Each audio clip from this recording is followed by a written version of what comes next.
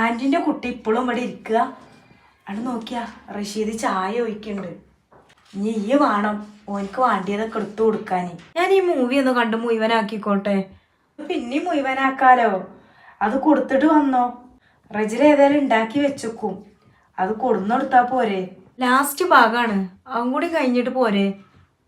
എന്നാ ഒരുപാട് വേയിച്ചണ്ട, വേഗം വാങ്ങും. എന്താ വരുന്നേ, 5 മിനിറ്റ്.